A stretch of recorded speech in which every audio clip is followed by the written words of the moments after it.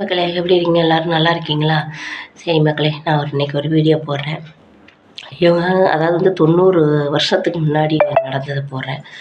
மக்களே ஒன்று தெரிஞ்சுக்கோங்க, எப்போவுமே வந்து இன்றைக்கி நம்ம நல்லா இருக்கோம்னு சொல்லிட்டு இருக்கோம். ஆனால் அந்த காலத்துலலாம் எப்படி வாழ்ந்தாங்கன்னு தெரியுமா? அதையும் சொல்கிறேன் கேட்டுக்கோங்க. இன்றைக்கி ஒரு பிள்ளை பெற்று எடுக்கிறதுக்கு ஆஸ்பத்திரியில் போய் லட்ச லட்சமாக செலவு பண்ணுறீங்க. அந்த காலத்துலலாம் 10 குழந்தை பெற்று எடுக்கிறதுக்கு ஒத்தரவா செலவு பண்ணாமல் 10 பிள்ளைகள்லாம் பெற்றெடுத்தவங்க எல்லாருமே இப்போ இருக்காங்க, பரம்பரையாலாம் இருக்காங்க. அதாவது மக்களே, அந்த காலத்துலலாம் ஆஸ்பத்திரி இருக்காது. ஒவ்வொரு வீட்லேயும் 15 பிள்ளை, 10 பிள்ளை, 8 பிள்ளை, 9 பிள்ளைன்னு இருக்கும் ஒவ்வொரு வீட்லேயும். அது எப்படி அவங்களாம் பெற்றுக்கிட்டாங்க தெரியுங்களா மக்களே? ஆஸ்பத்திரிக்கு போக மாட்டாங்க, ஏன்னா ஆஸ்பத்திரியே இருக்காது அப்போதைக்கு. ஆஸ்பத்திரி இருக்காது அப்போதைக்கு. வந்து ஆஸ்பத்திரிக்கு போகணும்னா அதாவது 2 ஊரை தாண்டி தான் போகணும். பஸ்ஸு போக்குவரத்து இருக்காது. மாட்டு வண்டி இருக்கு இல்லையா, அதில் தான் தூக்கி போட்டு கொண்டுட்டு போவாங்க பிரசவத்துக்கு. ஏதாவது இடுப்பு வலி வந்துருச்சுன்னா ஒரு அரைக்கின் லைட் எடுத்துக்கிடுவாங்க. அந்த காலத்தில் அரைக்கின் லைட்டு தான் ரொம்ப ஃபேமஸானது, நல்ல பவராக இருக்கும். மாட்டு வண்டியில் தூக்கி போட்டுக்கிட்டு எவ்வளோ மழையாக இருந்தாலும் இடியாக இருந்தாலும் ஆஸ்பத்திரியை கொண்டு போய் சேர்ப்பாங்க, ஒவ்வொரு பிள்ளைகளையும் சேர்த்துக்கிறேன்.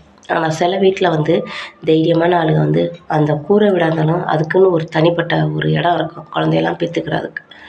அந்த இடத்துல தான் வந்து நிலப்படியை பிடிச்சிக்கிட்டு அத்தனை பிள்ளையும் பெற்று இன்றைக்கி எடுத்து ஆளாக்குவாங்க.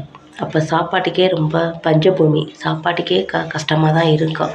அப்போ என்ன பண்ணுவாங்கன்னா, கேப்பக்கூழ் கம்பங்கூழ் தான் அதிகமாக குடிப்பாங்க. சாப்பாடுன்னு பார்த்தா ஒரே ஒரு நேரம் மட்டும்தான் சாப்பாடு. அது எந்த சாப்பாடுன்னு தெரியுமா? பால்வாடியில் வடித்து போடுவாங்க பார்த்தீங்களா?